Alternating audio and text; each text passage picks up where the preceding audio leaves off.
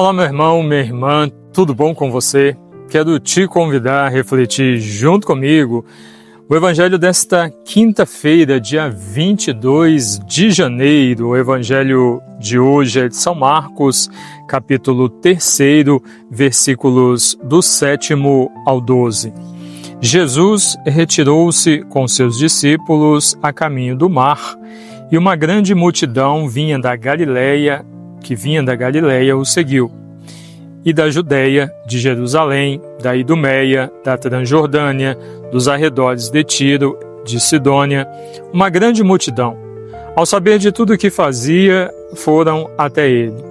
E ele disse a seus discípulos que deixassem um pequeno barco à sua disposição, para que o povo não o apertasse, pois havia curado muita gente, e todos os que sofriam de alguma enfermidade lançavam-se sobre ele para tocá-lo.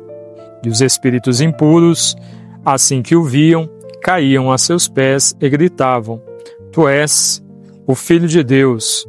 E ele os conjurava severamente para que não o tornassem manifesto. Palavra da salvação. Glória a vós, Senhor. Queridos irmãos e irmãs, nós ouvimos na mensagem do Evangelho de hoje muitas pessoas que haviam descoberto a missão de Jesus.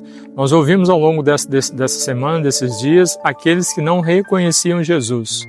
E porque não o reconheciam, criticavam, faziam questionamentos que não devia, perguntavam para Jesus, faziam perguntas para o Senhor que não cabia para uma pessoa que realmente reconhece quem é Jesus. É o exemplo dos fariseus, dos mestres da lei, daqueles que estavam ali diante de Jesus, não para receber a mensagem ou para serem curados, mas esperando que em algum momento Jesus fosse contra a lei para que eles pudessem pegá-lo, prendê-lo, acusá-lo. Mas ao mesmo tempo, tem aqueles que reconheciam Jesus, que reconheciam aquilo que ele estava fazendo. Inclusive tem uma passagem do Evangelho que nos diz, onde a pessoa diz: nunca antes ninguém fez o que este homem está fazendo em nosso meio.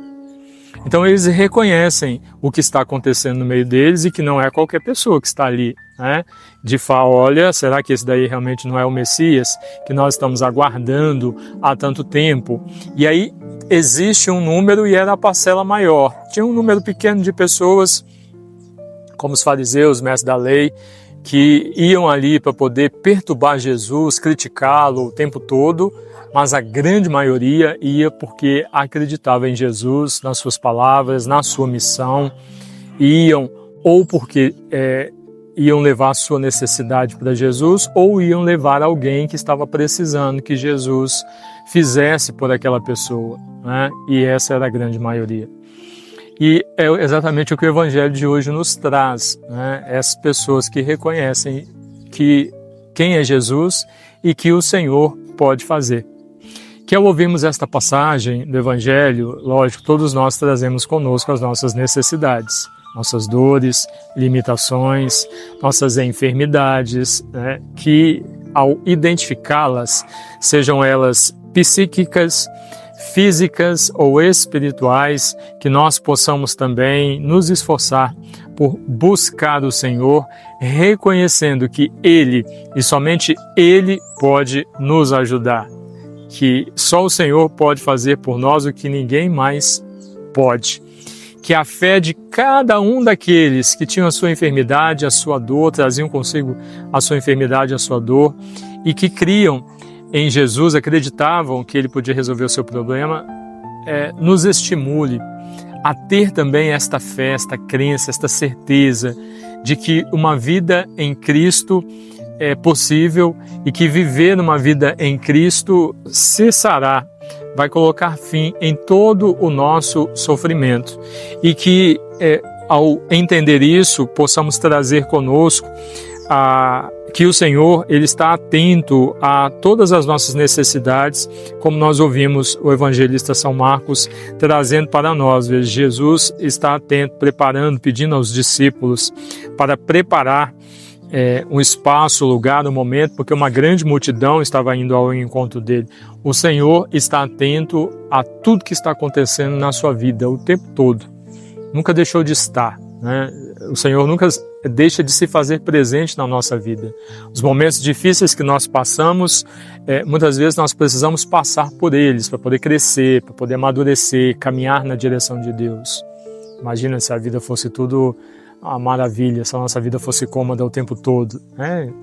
Com dificuldades, muitos de nós já não buscam Deus. Se fosse tudo cômodo, aí mesmo que não faríamos. Então muitas coisas acontecem na nossa vida e tem que acontecer realmente. E depois que passa, que nós olhamos para trás, a gente para, puxa vida, eu precisava realmente ter passado por isso, realmente foi necessário tudo que eu vivi, tudo que eu experimentei. Mas a gente só consegue chegar a essa visão, esse conhecimento, depois que vive a experiência. E é importante entender isso, porque muitos, quando estão no momento de dor da sua vida, acham que Deus esqueceu. Cadê Deus na minha vida? Por que Deus se faz presente? Por que Deus não faz? Por que Deus só faz na vida do outro? Essas perguntas tolas, né? O Senhor está presente na nossa vida o tempo todo, está atento a tudo que está acontecendo conosco.